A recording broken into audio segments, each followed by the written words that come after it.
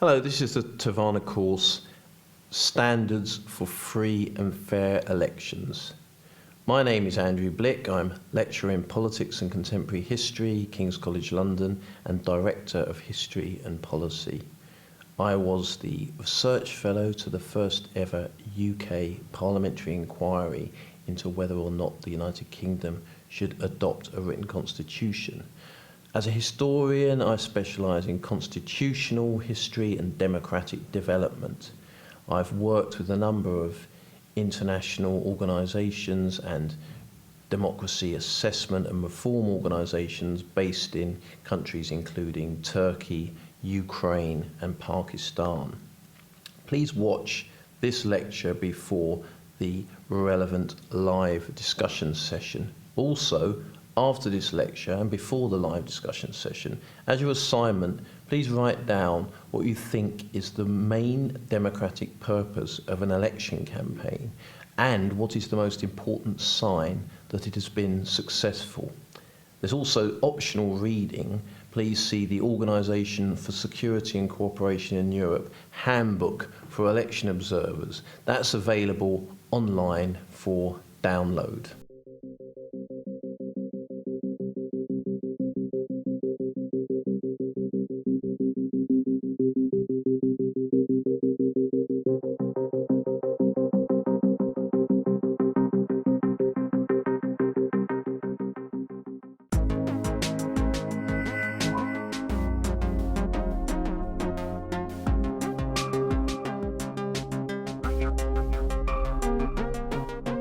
Today, I am talking about the campaign, the election campaign itself.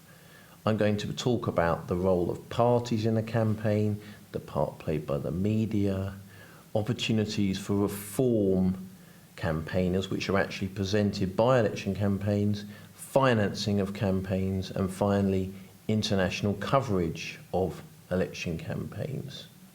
Before I get to any of that, I'd like to make what I see as being the most crucial point about an election campaign, a free and fair election campaign. The purpose of it, as I've mentioned in previous lectures, is not only to deliver a winner, not only to create a government, although that's clearly important, clearly a necessary feature, it's to actually demonstrate an effective democratic process. It's to actually conduct a process into which as wide a possible section of society can be brought. In other words, people have to feel that a fair and free democratic process has taken place in which they had an opportunity to understand what was going on, to take part and to influence the outcome. They have to feel this process was legitimate, that the rules were known, the rules were adhered to, that if there were any problems, they could complain if they wanted to, and that complaint would be heard and dealt with fairly. They have to feel that all of those things have happened. Preferably, many of them have to actually take part in the campaign and the voting. However, what they don't have to feel necessarily is that they won. It may be that the election result was not what they wanted. It may have gone against them, but nevertheless, it's important they feel that there was a free and fair election in which they had an opportunity, a meaningful opportunity to participate, and that therefore they accept the result, even if they lost. And that's in many ways the most crucial determinant of a successful democratic election, is that the losing side accept they lost fairly and also feel that they're not necessarily threatened.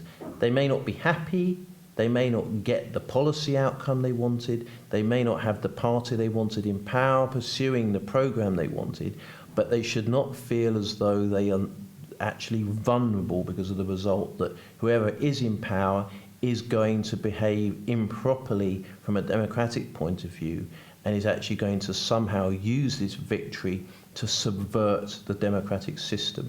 If they don't feel like that, and they feel like they will have every chance over the coming years to continue to take part in the democratic process and perhaps be more successful at the next election, then that's a real success for democracy. So in many ways, that's the thing to watch for.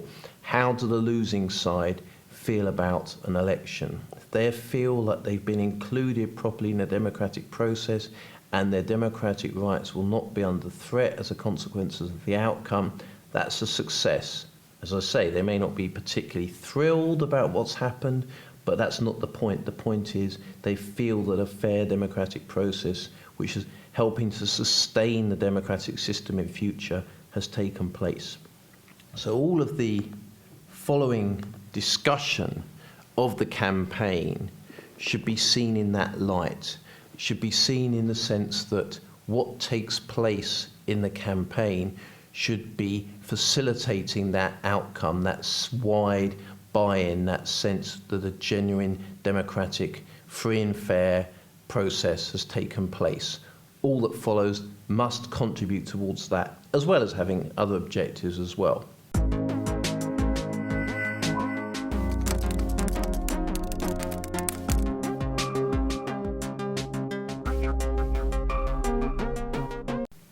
So I'll start with the role of the parties. Clearly, the parties have a crucial role in contributing towards this process. Naturally, they all want to do well in the election. They all want to win or hopefully increase their vote share or hang on to power or be able to form part of a coalition government, all of those things. They want that. That's how the system works. At the same time, ideally, they should approach the election campaign in a democratic spirit. They should be advocating their ideas in a way which is supportive of democracy, not undermining of democracy. They should be presenting policies in a way which is democratic in intent. Ideally, they will not have policies that could serve to undermine or compromise features of democracy. It's also useful to have parties which are more clearly programmatic in nature. What do I mean by this? I mean parties which are actually intended to devise and present packages of policies which are coherent and identifiable by voters, so that when voters vote in elections, they are actually making, as far as possible, an informed choice between different ranges of options. Hopefully, there'll be a wide variety of pro-democratic parties offering different potential variants on democratic policies. That would be the ideal. We're never going to get there perfectly in any system, but that would be the ideal. On the other end of the scale, the less desirable end of the scale, you can have a system where parties are not really presenting programmatic options to voters. They're appealing to voters' identity, they're appealing to voters' prejudices, there may be personality-based, they've maybe got a kind of clientelistic relationship with a particular group of voters. The problem with all these approaches is, one, they are divisive. They divide society up along predetermined lines, along already existing divisions, whereas ideally an election, for the reasons I said, should hopefully to some extent bring society together, even if not in complete agreement about certain things. A kind of non-programmatic party can be divisive in the way it appeals to potential supporters. A further problem with that is that people are not actually making informed decisions on policy. They may be pursuing more personality-based or populist movements which don't necessarily make for very good government and are actually quite difficult to hold to account at the next election. Because if somebody has run for office on particular pledges, they can be judged on how far they delivered those pledges, in theory at least.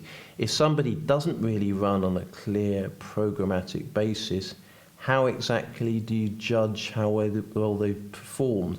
And how do you decide how to vote next time?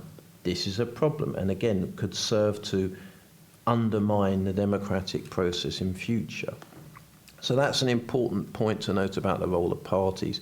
Another point, as discussed in previous lectures, is that there should, as far as possible, be even-handed treatment of all the parties running in the election. They should have equal access to certain rights and certain resources that are made available publicly on an equitable basis. And there shouldn't be clear discriminations against particular parties unless for good reasons and clearly defined in the law. So again, this rule of law principle comes back again. This leads on actually to the part played by the media.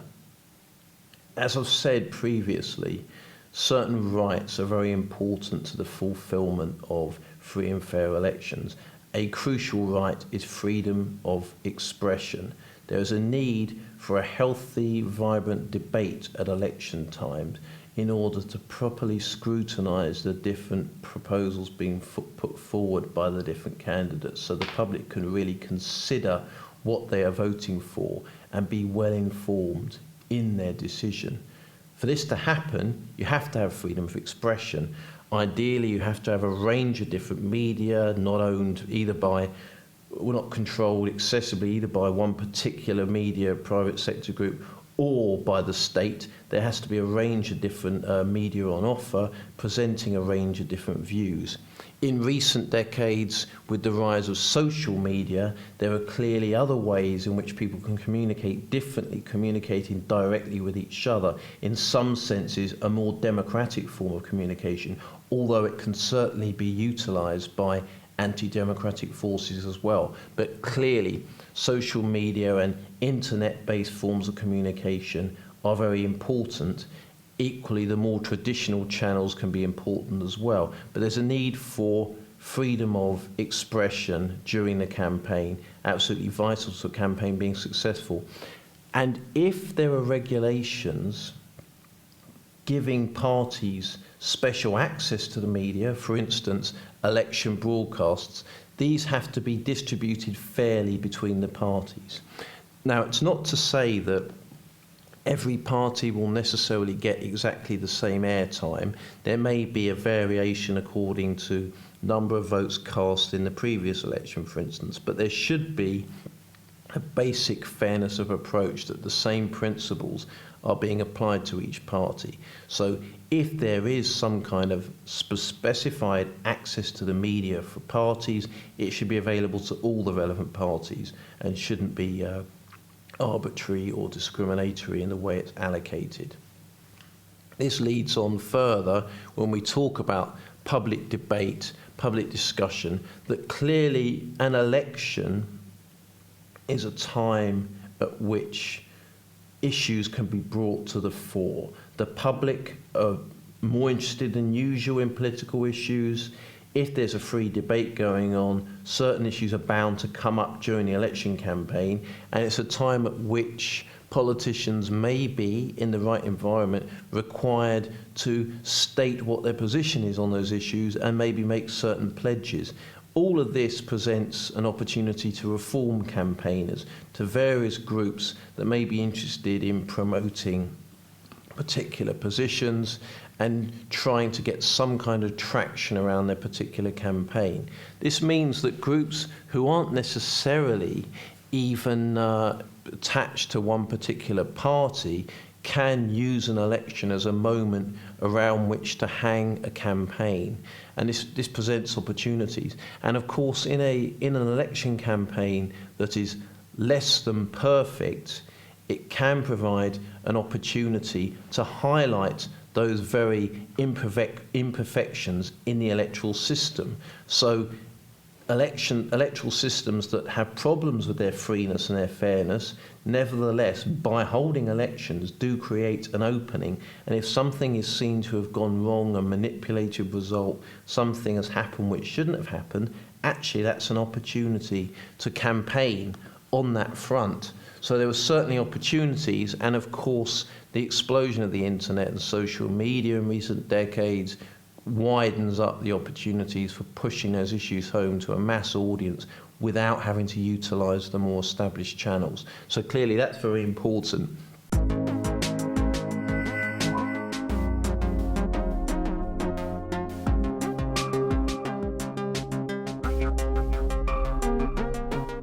Another issue that's important to the campaign is finance.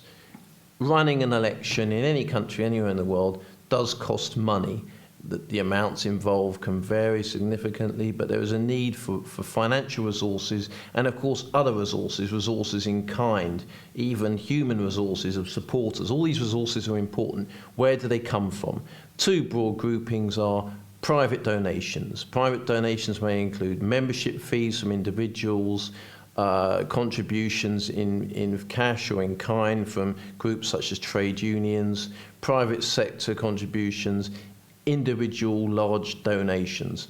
All of these things happen. Now, there may be an attempt to restrict the amount of spending that can take place during a campaign. Sometimes that's applied, although actually the actual enforcement of those rules can be quite difficult. But there clearly can be a problem if one party or group of parties is able massively to outspend other parties. That can potentially affect the extent to which there is a genuine competition. You know, that core feature of democracy, that competition is actually taking place. So that's something to watch out for, although actually enforcing spending limits can be quite difficult. But short of that, it's important that there is transparency around funding. Where's the money coming from? How's the money being spent? It's very useful to know these things, particularly going forward when a government or governing group is held to account. It's useful to know where their money came from in the first place to finance their election. So that's an important aspect. And also, and this has taken place increasingly around the world, is the government or state financing of parties. If we see parties and elections as a public good, which I do, as a democratic good, then the idea of financing them makes sense. We should actually be paying for this good. One important knock-on of that is it can reduce the dependence upon individual external donors, which might be useful from the point of view of freeness and fairness of the competition of the election. So if we see parties, free and fair elections directed towards democratic ends as good, then public funding for them would seem to be a worthwhile thing, and therefore public funding for parties can have benefits. Obviously, it has to be carefully regulated, however. There are ways of allocating money. It can be done on the basis of votes cast in the previous election, seats won in the previous election. Money can be allocated to members of the legislature to support them in their legislative work. Policy development money can be allocated to parties. Party research institutes can be established. There are ways of trying to ring-fence this money so it's used for specific purposes which are seen as good, for instance, helping a party to develop a coherent program. All of that's potentially valuable. What's important is that, again, back to this principle of equitability, fairness, impartiality, the same system has to be applied to all parties. If a particular party is benefiting excessively, that's clearly detrimental to free and fair elections and to democracy. There has to be a way in which the same system applies to all parties. Doesn't mean they all get the same amount of money or the same resources in kind, but it does mean the same system has been applied to them. It's also very important that we don't abuse government resources. There has to be a clear dividing line between what are public resources that can be used to support parties and what are government resources that should not be used. Government resources should be used for the business of government and not for re-electing the party or parties of government. There has to be a clear dividing line, and the government shouldn't be campaigning in an election. That should not happen. Potentially during a referendum, it might be different. The government might have a particular position in a referendum, but in an election, they have to keep clear of actually campaigning, and there have to be quite tightly drawn rules, preferably, to ensure that a government doesn't find loopholes, ways in which it can campaign through the back door. And that leads us on to to another point about an election period. It's quite important to have a clearly defined election period in which certain restrictions come into place, including restrictions on what the government can do, what policy announcements the government can make that might be seen as interfering with the freeness and fairness and the integrity of the election. So you have this clear period, and it's then also a good idea to have a point at which the election period actually ends with a clear gap between that and the accounting of the voting and accounting of the votes taking place, because there shouldn't be a pollution of that actual voting period. Campaigning should stop, then voting should take place, which is another important feature. And finally, a point I've made before, and a point that is important in this context, it's always valuable to remember the international environment, that when a country is actually during an election period, to some extent the outside world is taking interest, is taking note, is more interested in that country than at other times. This happens in every case. You know, the whole world is fascinated by America when the presidential elections are taking place. It applies to other countries as well.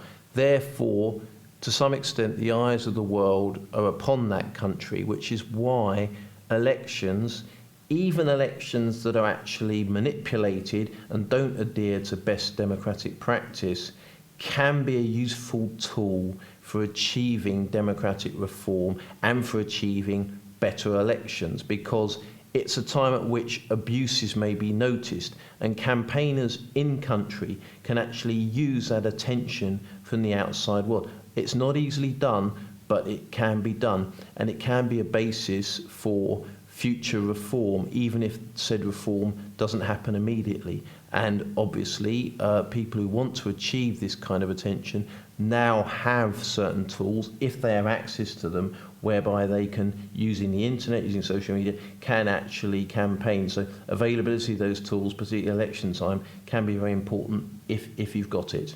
Thank you.